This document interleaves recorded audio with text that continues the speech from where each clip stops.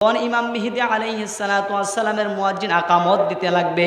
ইমাম মেহেদী ডাক দিয়ে বলবে, মুয়াজ্জিন একটু অপেক্ষা করো রে, আমার ভাই হযরতে ঈসা আলাইহিস সালাতু ওয়াস সালাম আসবে, তিনাকে নিয়ে আজকে আসরের জামাত আদায় করব। আল্লাহু আকবার।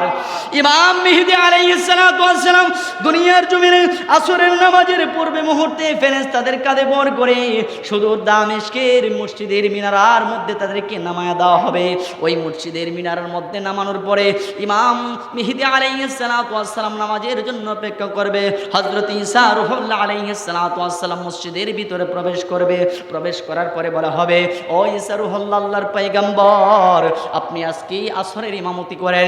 ঈসা রূহুল্লাহ আলাইহিস সালাতু ওয়াস সালাম বলবে, এ ভাই ইমাম মেহেদী শোনো, দুনিয়ার জমিনে দাজ্জালের কারণে আযান বন্ধ হয়ে গিয়েছিল, মসজিদগুলো তালা লাগানো হয়ে গিয়েছিল, ইমানদারদেরকে মৃত্যুদণ্ড দেওয়া হয়েছিল।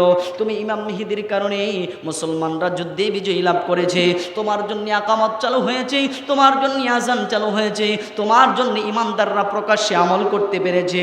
ওই ভাই ইমাম মেহেদী, আজকে আসরের সালাত তুমি পড়াইবা, আর আমি ঈসা রূহুল্লাহ তোমার ইমামতিতে আমি আসরের নামাজ আদায় করব। আল্লাহু আকবার। আর জোরে বলেন না আল্লাহু আকবার। বাবাজিরা আমার, বন্ধুরা আমার, এই কিয়ামতের ভয়াবহতা হযরতে ঈসা আলাইহিস সালাতু ওয়াস সালাম বলবে, ইমাম মেহেদী নামাজের পরে বলবে, নিয়ে চলো দাজ্জালের কাছে। কোন riwayate আছে ইমাম মেহেদী আলাইহিস সালাতু ওয়াস সালাম যখন ঈসা রূহুল্লাহ আলাইহিস সালাতু ওয়াস সালামকে দাজ্জালের কাছে নেওয়া হবে, দাজ্জাল দেখে বয়ে পাহাড়ের উঁচু টিলায় চলে যাবে। ঈসা রূহুল্লাহ কোন riwayate আছে ডেঙ্গার গলা দিয়ে বাইরে তাকে মৃত্যুদণ্ড দেওয়া হবে। আর কোন riwayate আছে যখন ঈসা রূহুল্লাহ আলাইহিস সালাতু ওয়াস সালাম তার নুরানি চক্ষু মুবারক দ্বারা দাজ্জালের দিকে তাকাবে, দাজ্জাল নিমিষেই একেবারে মিশে নিঃশেষ হয়ে যাবে। আল্লাহু আকবার। ঈসা রূহুল্লাহ তাকাইতে দেরি হবে, দাজ্জাল শেষ হতে দেরি হবে না। বাবাজি আমার, এই ঈসা রূহুল্লাহ আলাইহিস সালাতু ওয়াস সালাম তখন আল্লাহ পাক রব্বুল আলামিন এই দুনিয়ার লম্বা সময় একটা বৃষ্টি দিবে। বৃষ্টি দেওয়ার পরে দুনিয়ার উর্বরতা বেড়ে যাবে, দুনিয়ার জমিনের ফসল ফলন বেড়ে যাবে, ইমানদাররা রাষ্ট্র কায়েম করবে, মুসলমান শুধু মুসলমান বসবাস করবে, ইমানদাররা থাকবে না।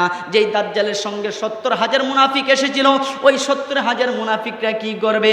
কেউ গাছের আগায় গিয়ে লুকায়িত থাকবে, কেউ আবার দালানের ভিতরে লুকায়িত থাকবে, কেউ আবার খেরকুটার নিচে লুকায়িত থাকবে, কেউ আবার মাটির নিচে গর্ত করে লুকায়িত থাকবে।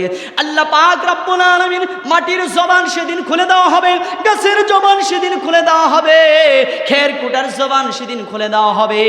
সমস্ত গাছ সেই দিন মুসলমানদের পক্ষে চলে আসবে, শুধু একটা গাছ মুসলমানদের পক্ষে আসবে না, সেই গাছটা হচ্ছে বাবলা গাছ। ওই বাবলা গাছ বেঈমান মুনাফিকের পক্ষে থাকবে, আর সমস্ত গাছ ইমানদার মুসলমানের পক্ষে সেদিন কথা বলবে। আল্লাহু আকবার।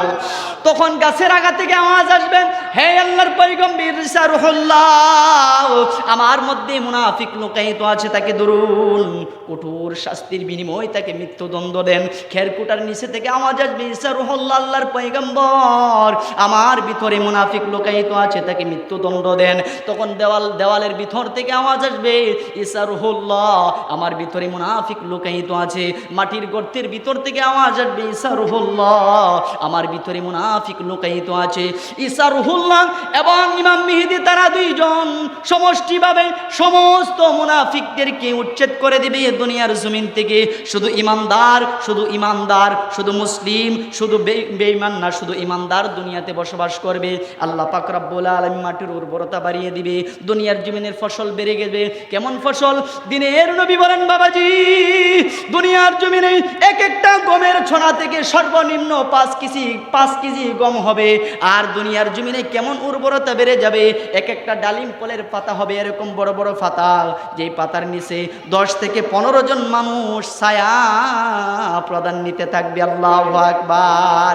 একটা ডালিমের পাতা এত বড় হবে,